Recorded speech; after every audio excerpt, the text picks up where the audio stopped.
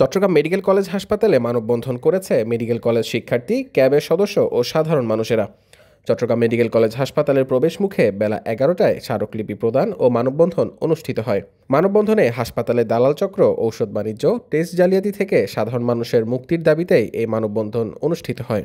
এছাড়াও Chittagong medical college হাসপাতালে নেই বিশেষায়িত বার্ন ইউনিট। এছাড়াও হাসপাতালের অনিয়ম দুর্নীতি নিয়ে ক্ষোভ প্রকাশ করেছে কনজিউমার্স অ্যাসোসিয়েশন অব বাংলাদেশের সদস্যরা।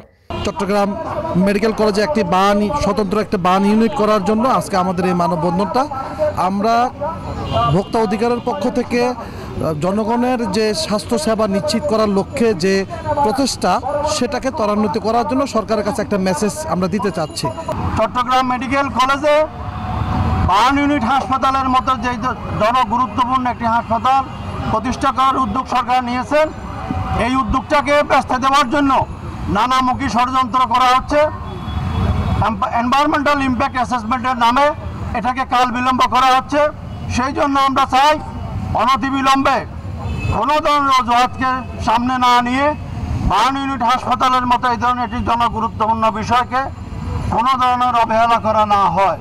সাধারণ মানুষকে জিম্মি করে রাখে দালাল চক্র। তাদের হাতেই জিম্মি হয়ে থাকে দূর দূরান্ত থেকে আসা রোগী ও স্বজনেরা।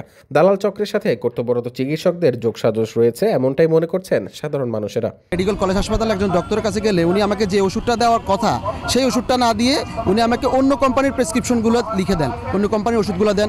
যার ফলে আমরা কিন্তু বের হলেই দেখি আমাদের কয়েকজন এসে ছবি তুলছে, ডক্টর কী ওষুধ দিচ্ছে, আমাদের কোম্পানির ওষুধটা দিচ্ছে কিনা, আমাদের কোম্পানির ওষুধটা দিচ্ছে কিনা, এটা নিয়ে একটা শুরু হয়ে যায়। ডাক্তাররা জড়িত না হলে তারা এই সাহসটা পায় কীভাবে? ইভেন আপনি কল্পনা করতে পারবেন না, ডাক্তাররা হচ্ছে আমার যে নির্দিষ্ট যে প্রাপ্য ওষুধ আমাকে কলেজ হাসপাতাল যেটা দিবে, সেটা না দিয়ে কিছু অংশ দিয়ে আর বাকিটা বাইরে থেকে কিনতে বলে। দালাল চক্রের সদস্যরা মেডিকেল শিক্ষার্থী ও ডাক্তারদের বিশেষায়িত পোশাক অ্যাপ্রন পরে হাসপাতালে প্রবেশ করে, যার কারণে বিভ্রান্তিতে পড়ে সাধারণ মানুষ। দালালরা যে নতুন নতুন পদ্ধতি অবলম্বন করতেছে, দেখা যাচ্ছে যে তারা অ্যাপ্রন পরে কিন্তু কলেজে চলে আসে। আমরা জানি যে আমাদের মেডিকেল স্টুডেন্টের একটা আলাদা অ্যাপ্রন থাকে, তো সেক্ষেত্রে যখন দালালরাও অ্যাপ্রন পরে, আসলে কিন্তু তাদেরকে তখন আর ডাক্তারদের থেকে দালালদেরকে আলাদা করে দেখা যায় না। সেই হিসাবে তারা একটা সুযোগ নিচ্ছে।